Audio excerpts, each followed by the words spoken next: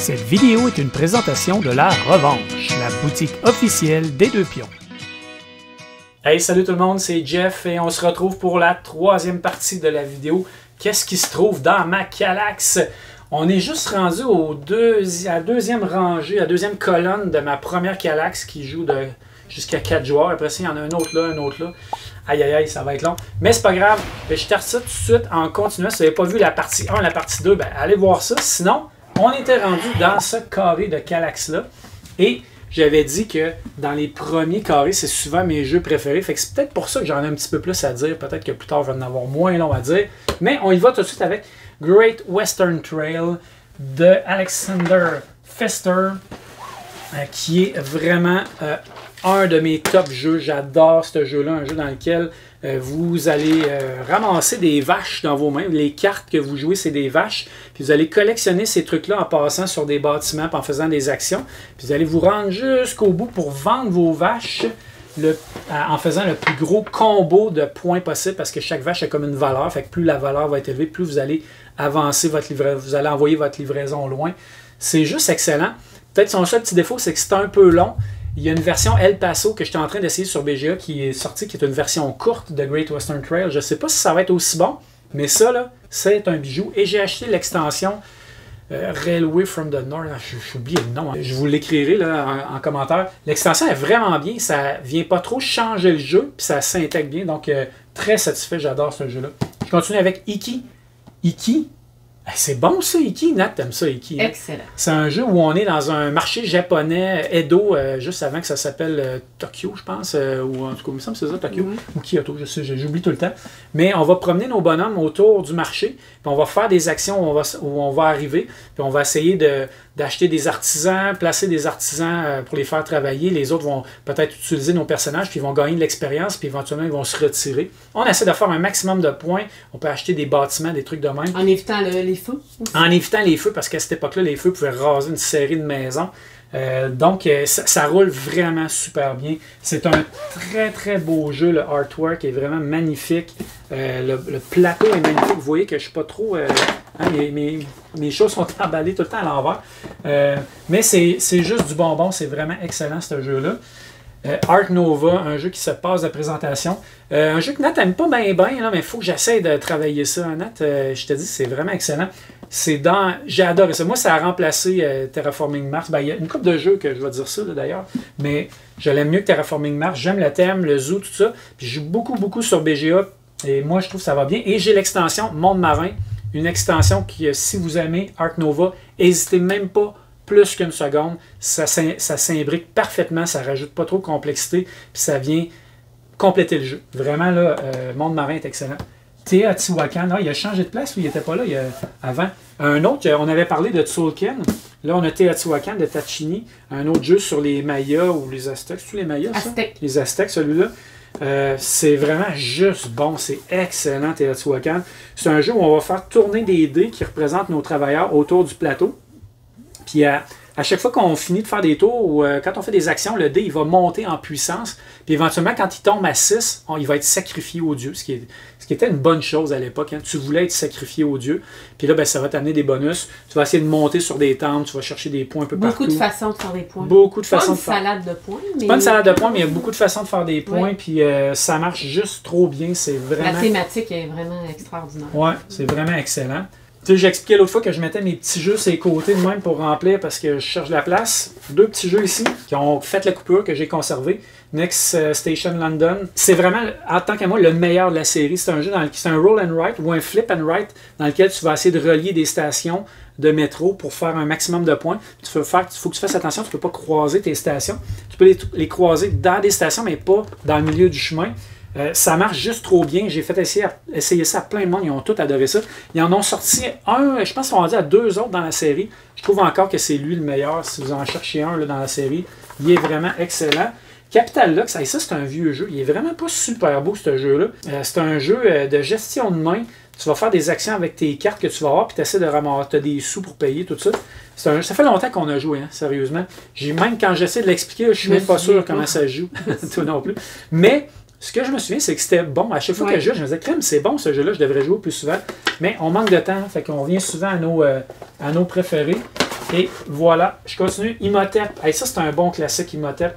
Un jeu de Walker Harding, un autre auteur que j'aime vraiment beaucoup, qui fait des jeux de poids moyen qui sont vraiment excellents. Puis ça en est un. Ça joue super bien à 4 joueurs.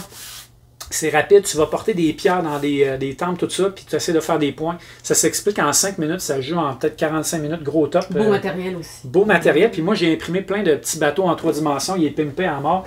Ça sort trop bien, il faut que je garde ça. Hey, le numéro 1 de Board Game Geek, c'est Brass Birmingham. Un jeu que, oh, je vais décevoir du monde. J'ai de la misère à l'aimer, je sais pas pourquoi. Je joue, je trouve, je reconnais les qualités du jeu, mais on dirait que j'ai pas le goût d'y retourner autant que Marco Polo, Orléans.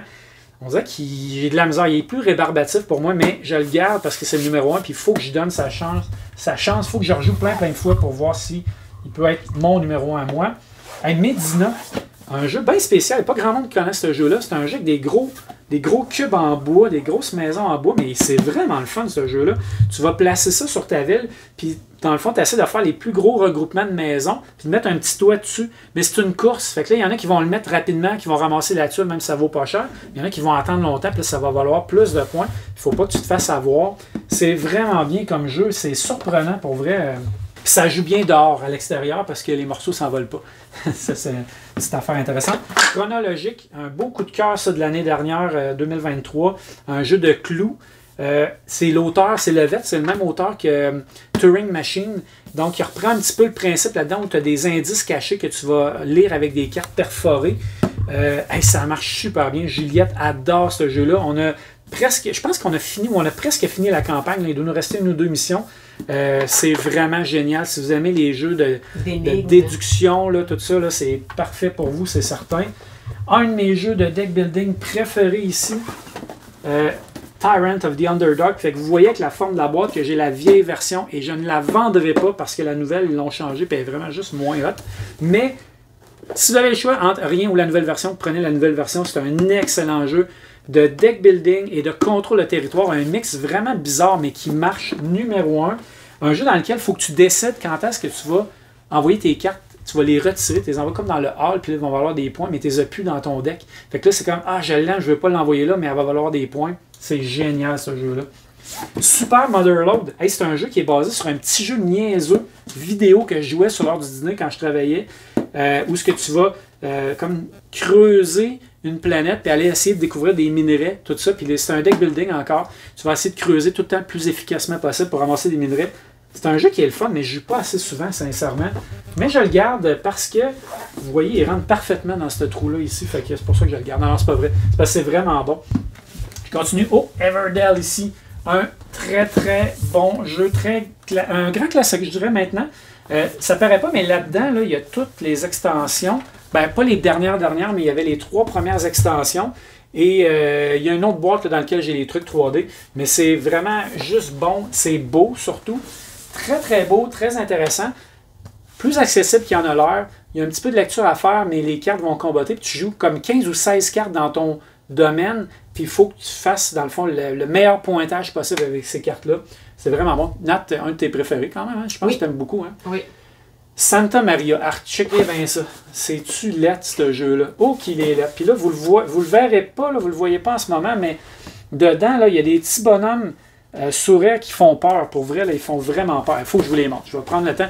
Je vais couper au montage. Il faut vraiment que je les montre. Je sais pas si on voit bien. Regarde les petits bonhommes. Sont-tu laids, ces bonhommes-là? Ça n'a aucun bon sens. Ok, t'as peu. On dirait les Teletubbies. Check ça comme ils sont laids. Ils sont affreux.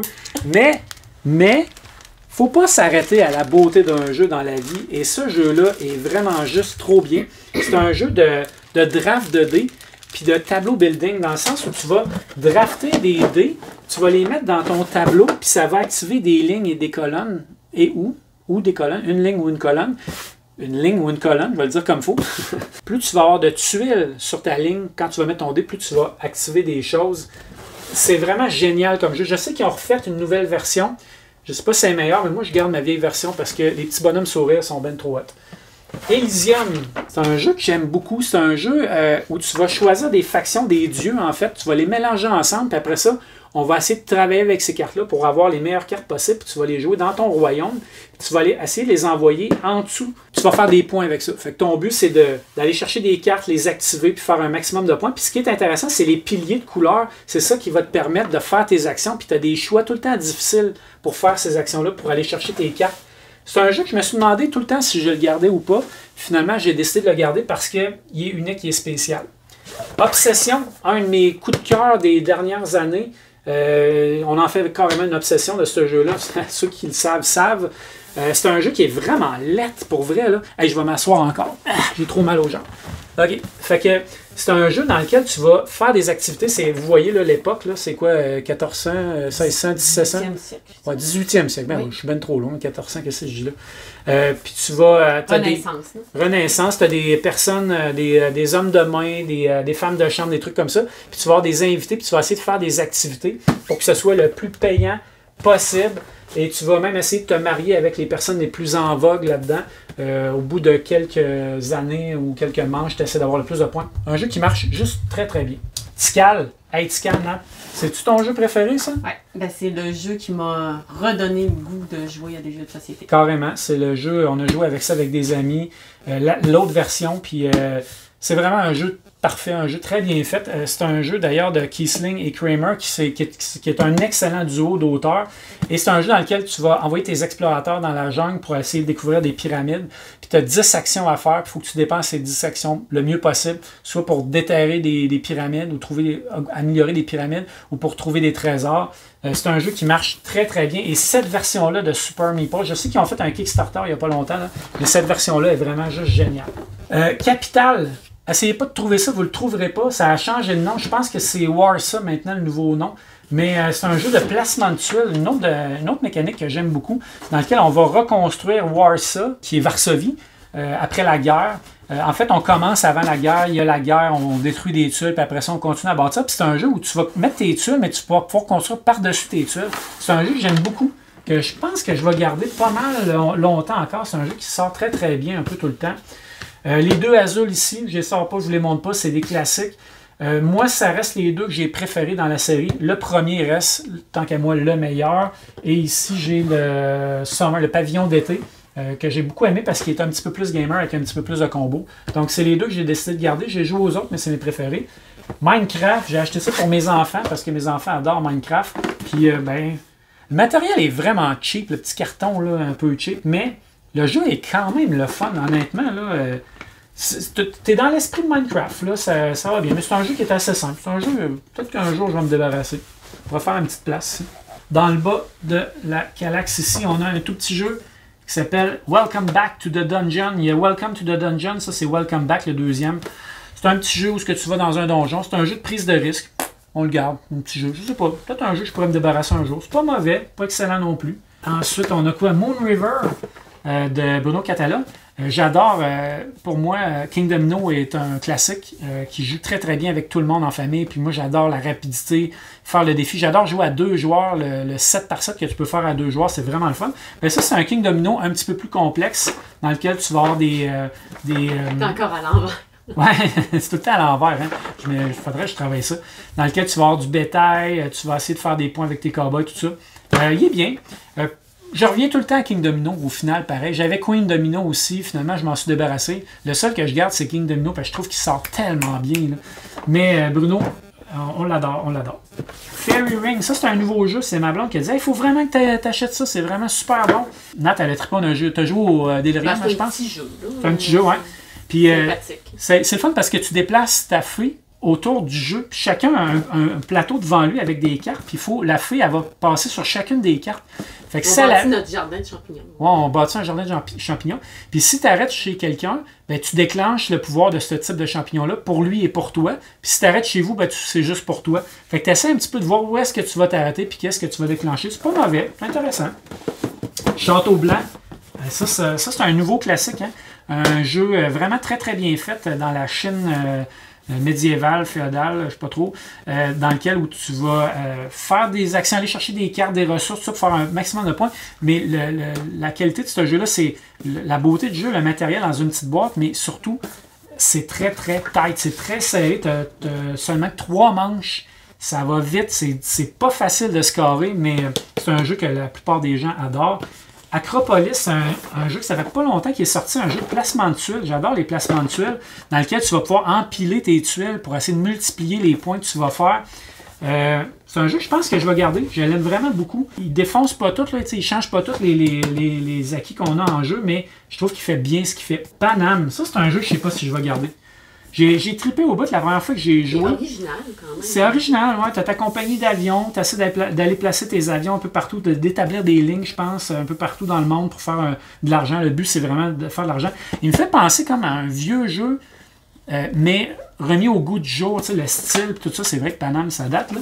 Mais ça fonctionne bien. Est-ce que je vais le garder? On a joué souvent, avec beaucoup de personnes. Ouais, quand même. On verra s'il va rester dans la collection. Et finalement, le dernier dans cette boîte, ce carré-là de Kallax, c'est Witchstone. Un jeu que j'ai bien aimé dans lequel tu as un chaudron de sorcière, puis tu vas venir mettre des jetons dedans. Puis selon la quantité de jetons que tu vas avoir du même type qui vont se toucher, ça va déterminer la force de ton action. Puis il y a plein de zones où tu vas pouvoir faire des points. C'est une belle salade de points qui est agréable. C'est un jeu, je sais pas, peut-être que je vais le garder, peut-être pas. C'est un jeu qui est quand même le fun. J'ai pas détesté. Ben, j'ai fini une deuxième ligne de Kallax. Coudon, je parle vraiment beaucoup plus que je pense. Fait que ben, ça va être fini pour aujourd'hui. J'ai dit que je voulais garder ça entre 15 et 20 minutes. Donc, c'est tout pour aujourd'hui. Si vous avez aimé la vidéo, faites un pouce en l'air. Abonnez-vous à la chaîne, s'il vous plaît. Et laissez-moi les commentaires. Dites-moi ce que vous avez vu aujourd'hui. Est-ce que ça vous a plu? Quel jeu je garde? Quel jeu je vends? Quel jeu vous avez que vous aimez? Donc, sur ce, on se revoit la prochaine fois pour une autre vidéo. Salut tout le monde!